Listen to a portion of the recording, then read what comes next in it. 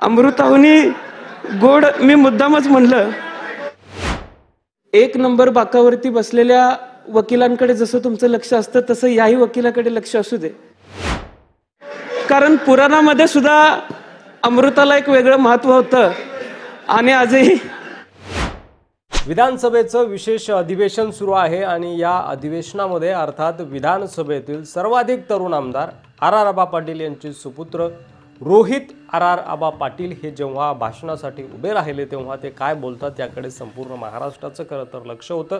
पहिल्यांदाच ते विधान भवनामध्ये बोलणार होते, विधानसभेच्या अधिवेशनामध्ये बोलणार होते। आबांप्रमाणे त्यांनी देखील अतिशय मधुर आणि सॉफ्ट भाषेमध्ये सत्ताधाऱ्यांवर ताशेरे ओढले आणि त्यांना चिमटे काढले।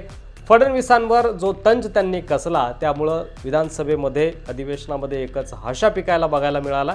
बघूयात रोहित आबा पाटील यांचं ते जोरदार भाषण। फडणवीस साहेबांचं सुद्धा मी मनापासून अभिनंदन करतो। फडणवीस साहेब संत तुकारामांच्या वाणीतून एक अभंग आलेला आहे की अमृताहुनी गोड तुझे नामदेवा। आता संतांच्या वाणीतून सुद्धा आपलं नाव इतक्या गोड पद्धतीने घेतलं गेलेलं आहे, त्यामुळं पुढच्या काळामध्ये काम करत असताना तुम्ही विरोधी पक्षाला गोड पद्धतीची वागणूकच द्याल अशी विनंती सुद्धा मी आज या ठिकाणी आपल्याला करतो। आणि फडणवीस साहेब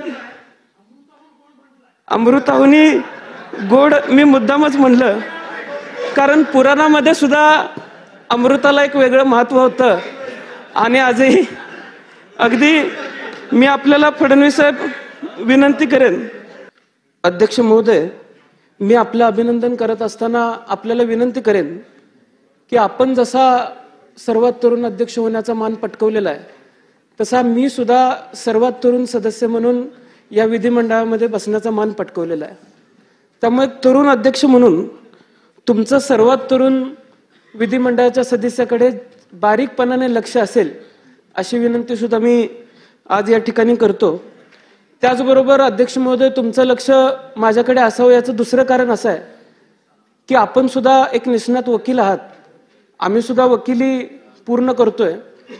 एक नंबर बाकावरती बसलेल्या वकिलांकडे जसं तुमचं लक्ष असतं तसं याही वकिलाकडे लक्ष असू दे अशी सुद्धा विनंती अध्यक्ष महोदय मी आपल्याला करतो।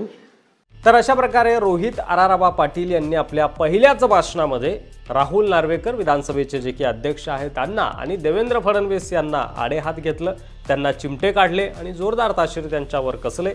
विधानसभेमध्ये एकच हास्य कल्लोळ आपल्याला बघायला मिळाला आणि त्यासोबतच हे अशा प्रकारचं पहिलं भाषण आबा पाटील यांचे सुपुत्र रोहित आबा पाटील यांचं महाराष्ट्राला बघायला मिळालं। सर्वाधिक तरुण आमदार म्हणून त्यांचं हे पहिलं भाषण होतं विधानसभेमध्ये, विधानसभेच्या अधिवेशनामध्ये। यावर तुम्हाला काय वाटतंय तुमचं मत कमेंट बॉक्समध्ये लिहायला विसरू नका। व्हिडिओ जर आवडला असेल तर शेअर करा, चॅनलवर नवीन असाल तर सबस्क्राईब करायला अजिबात विसरू नका। धन्यवाद।